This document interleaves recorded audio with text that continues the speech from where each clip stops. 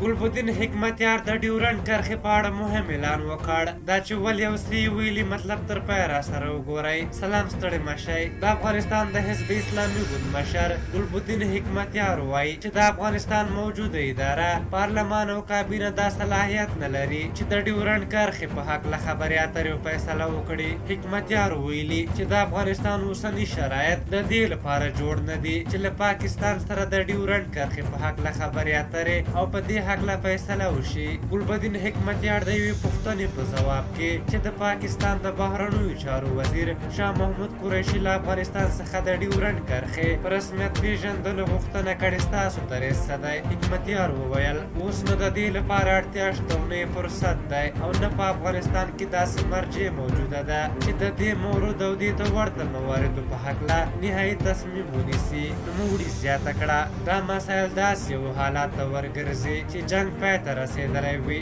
امنیت تامین شوی وي، موږ له جنګ نه خلاص شوي اوسو، کوي مرکزي حکومت ولرو، انتخابات ترسره شوي وي، یو ممثل پارلمان رامنځته شوی وي چې وکولی شي د مهمو ملي مسایلو په هکله فیصله وکړي. د افغانستان د اسلامي ګوند مشر انجینر ګلبدین حکمتیار وویل په دې هکله باید صبر وشي او افغانان د له زخمي ګوتې څخه نه نیول کیږي. باید پرېږدو چې یووالي او د خلکو ممثله مرجع چې د داسې قضایو په هکله د تصمیم نیولو صلاحیت ولري رامنځته شي او دا قضیه ورته مهوله شي. په دې شرایطو کې هیڅوک هم نه جمهور رئیس، نه دا پارلمان، نه کابینه، نه سیاسي ګوندونه هیڅ ډله هم نه دا صلاحیت لري او نه دا حق لري چې په دې هکله له چا سره بحث ته کیني او توافق ته ورسیږي. په هر حال د ډیورنډ کرښه چې شاوخوا 2670 کیلومتره اوږدوالی لري په 1893 کال کې په سیمه کې د برېټانیا د زورواکۍ پر وخت ویستل شوه او د پروګرام د تطبیقونکي برېټانوي ډیپلومات هنري مورټیمر ډیورنډ په نامه یاده شوه چې د کرښې دواړو غاړو ته پراته پښتانه په دوو برخو وویشل. خو افغانستان او له کرښې پورې غاړې پښتانه دا کرښه جبري او فرضي کرښه ګڼي او په رسمیت یې نه پېژني.